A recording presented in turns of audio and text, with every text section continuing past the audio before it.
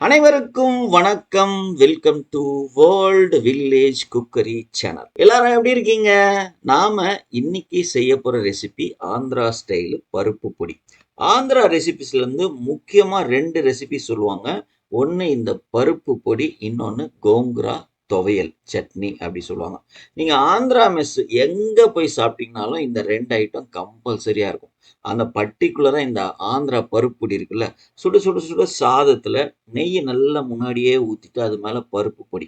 அதுக்கும் மேல இன்னும் கொஞ்சம் நெய் ஊத்தி பெசஞ்சு சாப்பிட்டீங்கன்னா, வேற லெவல்ல இருக்கும். இந்த அருமையான ஆந்திரா பருப்பு பொடிய நம்ம வீட்லயே டேஸ்ட்டா எப்படி செய்றதுன்னு தான் நாம இன்னைக்கு இந்த வீடியோல பார்க்க போறோம். இந்த பருப்பு பொடிய நீங்க ரெடி பண்ணி அரைச்சு வச்சுக்கினீங்கன்னா, இந்த வீட்ல கண்டிப்பா ஒரு 4ல இருந்து 5 மாசம் ரொம்ப சூப்பரா வச்சுக்கலாம். கெட்டு போகாது. ஆனா நீங்க செஞ்சு வச்சீங்கன்னா 15 நாள் வச்சுக்கிறதே பெரிய விஷயம். எப்பலாம் சாதம் வடிக்கிறீங்களோ அப்பலாம் இந்த பருப்பு பொடிய மனசு வந்து கேட்கும். அந்த அளவுக்கு செம்ம டேஸ்ட்டா இருக்கும். எங்கேயோ வெளிய போயிட்டு வரோம். எதுவும் குழம்பு செய்ய முடியாத ஒரு சூழலு. சாதம் வடிச்சு இந்த பருப்பொடிய போட்டு நெய்யோ நல்லெண்ணெய ஊத்தி சாப்பிட்டோம்னா போதும். கூட ஒரு அப்பளம் இருந்தா போதும். அவ்வளோ சூப்பரா இருக்கும்.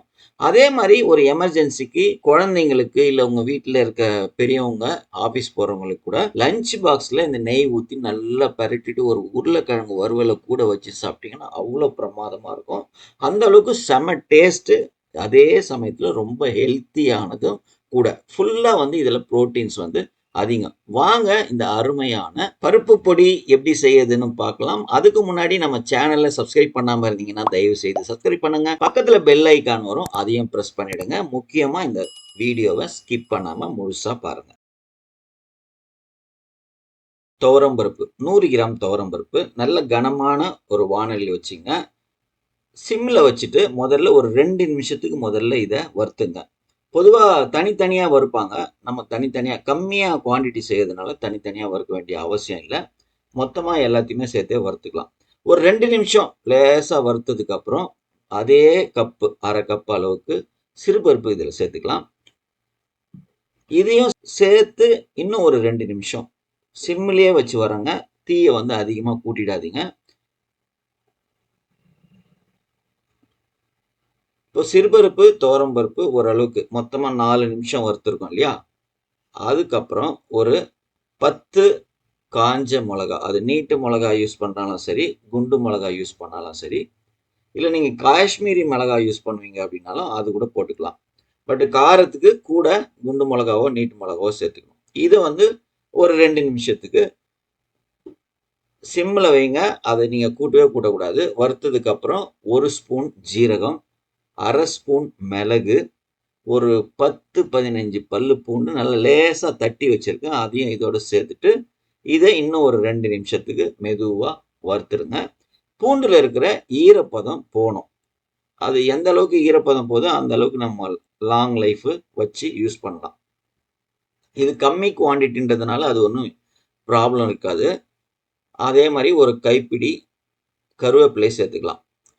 ஸோ கருவேப்பிலையில் இருக்கிற ஈரப்பதம் போகிற வரைக்கும் இதே சிம்ல வச்சு மெதுவாக வறுத்துக்கினே இருங்க.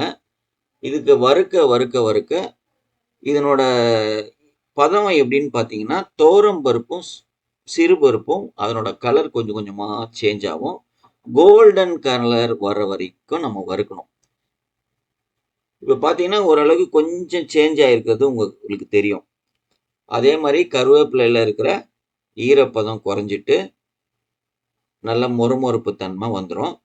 அதை நீங்கள் கையில் எடுத்து நசுக்கி பார்த்தனாலும் தெரியும், அப்படியே உடைய ஆரம்பிக்கும். ஸோ கடைசியாக நம்ம எந்த அளவுக்கு துவரம்பருப்பு சிறுபருப்பு எடுத்தோமோ அதே அளவுக்கு பொட்டுக்கடலை எடுத்துக்கணும். பொட்டுக்கடலை ஏற்கனவே வறுத்து இருக்கும், அதனால தான் இதை நம்ம கடைசியாக போடுறோம். இதை வந்து ஒரு நிமிஷத்துலேருந்து 2 நிமிஷம் கடைசியாக நல்லா வறுத்துட்டிங்கன்னா, இப்போ நீங்கள் துவரம்பருப்பையும் சிறுபருப்பையும் நீங்கள் பார்த்தீங்கன்னா பாருங்கள், நல்ல ஒரு வாசனை வரும். ஒன்று கலரும் நல்லா சேஞ்ச் ஆகிட்டு இருக்கும். ஸோ கோல்டன் கலர் வந்துச்சு பாருங்க.